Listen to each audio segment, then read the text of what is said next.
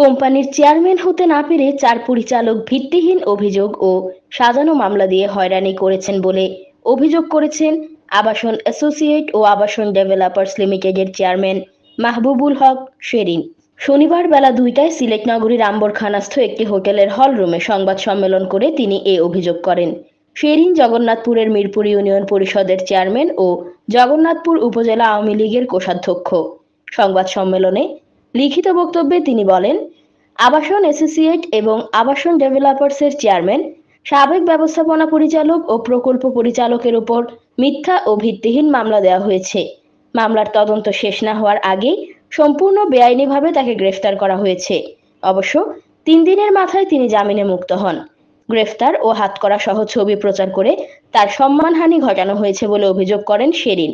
তিনি বলেন, একটি ধান্দাবাজ চক্র সাজানো মামলায় হয়রানি করে গ্রেফতারের ছবি দেশ বিদেশের মিডিয়া এবং সামাজিক যোগাযোগ মাধ্যমে ছড়িয়ে দিয়ে তার মানহানি ঘটিয়েছে। একই সাথে কোম্পানিরও সুনাম ক্ষুণ্ণ করেছে। এতে কোম্পানির পরিচালকদের মধ্যে ক্ষোভের সঞ্চার হয়েছে। সংবাদ সম্মেলনে জানানো হয়, কোম্পানির ৭০ জন বিনিয়োগকারীর মধ্যে হাতে গোনা কয়েকজন মিথ্যা মামলা ও হুমকি ধমকির মাধ্যমে একটি অস্বস্তিকর পরিবেশ তৈরির তৎপরতা চালাচ্ছেন। তারা কোম্পানির নিয়ম নীতির তোয়াক্কা না করে যুক্তরাজ্যে বসে তথাকথিত টাস্ক ফোর্স গঠন করে আবাসন কোম্পানিকে গভীর সংকটে ফেলতে মরিয়া হয়ে উঠেছেন। কিন্তু তারা দেশি বিদেশি কোনো সমর্থন ও সহযোগিতা না পেয়ে কোম্পানির চেয়ারম্যান হিসেবে শেরিনকে নাজেহাল করার টার্গেট নেয়।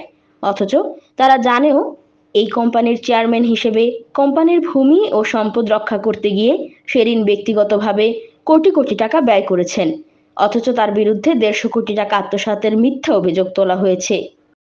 সম্পূর্ণ প্রতিহিংসা পরায়ণ হয়ে আমাদের কোম্পানি আবাসন অ্যাসোসিয়েট এবং আবাসন ডেভেলপার্সের চেয়ারম্যান আমি মোহাম্মদ মাহবুবুল হক শেরিন, সাবেক এমডি আব্দুল হামিদ এবং প্রকল্প পরিচালক নাসিরুদ্দিনের উপর মিথ্যা ও ভিত্তিহীন মামলা দেওয়া হয়। মামলার তদন্ত শেষ না হওয়ার আগেই আকস্মিকভাবে সম্পূর্ণ বেআইনি পন্থায় আমাকে গ্রেপ্তার করা হয়েছে।